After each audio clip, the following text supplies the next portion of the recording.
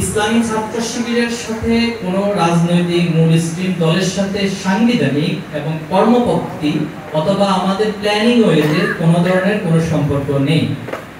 I repeat, Bangla ইসলামী ছাত্র শিবিরের সাথে বাংলাদেশের কোনো মেইনস্ট্রিম রাজনৈতিক দলের সাথে সাংবিধানিক কর্মপদ্ধতি অথবা আমাদের প্ল্যানিংগত কোনো ধরনের কোনো সম্পর্ক নেই। এখন প্রশ্ন আসে যে জামাতের সাথে আপনাদের কি সম্পর্ক, রাইট? নতুন করে এটা প্রশ্ন আসে স্টেটমেন্ট পর। তো জামাতের সাথে আমাদের আদর্শিক একটা সম্পর্ক রয়েছে। আমরা যে আদর্শকে লালন করি, জামাত অলমোস্ট সেম আদর্শ লালন করে। অথবা আমাদের যে উদ্দেশ্যগত মিল রয়েছে, আমরা যেখানে পৌঁছতে চাই জামাতের সাথে মিল রয়েছে। এখন আপনি প্রশ্ন করতে পারেন আবার যে তাহলে কি ভাই এই উদ্দেশ্য এবং ইডিওলজিক্যাল মিল যদি আপনাদের অন্য কোনো সংগঠনের সাথে থাকে তাহলে তাদের সাথে কি আপনারা একসাথে কাজ করবেন? ইয়েস, আমরা তাদের সাথে কাজ করব।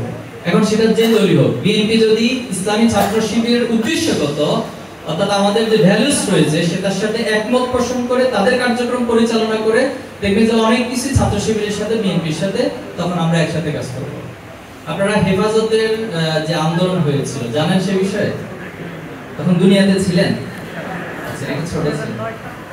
তো সেই সময়টাতে হেফাজতের টোটাল আন্দোলনের সাথে ছাত্র শিবির শুরু থেকে শেষ পর্যন্ত ওতপ্রোতভাবে জড়িত ছিল। এখন প্রশ্ন হচ্ছে, হেফাজতের সাথে তো আমাদের ডিরেক্টলি কোনো কর্মপদ্ধতিতে মিল ছিল না, সাংবিধানিক কোনো মিল ছিল না, তাহলে সেই আন্দোলনে আমরা কেন যুক্ত হয়েছিলাম? সেই আন্দোলনে আমাদের উদ্দেশ্যগত মিল ছিল, আমাদের গোলটা অলমোস্ট সেম ছিল এবং আদর্শিক মিল ছিল, এজন্য আমরা সেই আন্দোলনে যুক্ত হয়েছিলাম।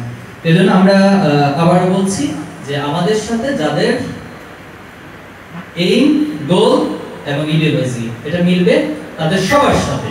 এক্ষেত্রে আমরা দুইটা প্রশ্ন, একটা হচ্ছে যারা এই দেশের ন্যায় প্রতিষ্ঠার জন্য কাজ করবে, নাম্বার 1 পয়েন্ট। নাম্বার 2 হচ্ছে যারা এই দেশের স্বাধীনতা সার্বভৌমত্ব রক্ষার জন্য তাদের সর্বোচ্চটুকু নিয়ে কাজ করবে, সে ধরনের সকল সংগঠন, সকল রাজনৈতিক দল, সকল ব্যক্তি, সকল মতাদর্শের সাথে ইসলামী ছাত্র শিবির কাজ করতে প্রস্তুত আছে ইনশাআল্লাহ।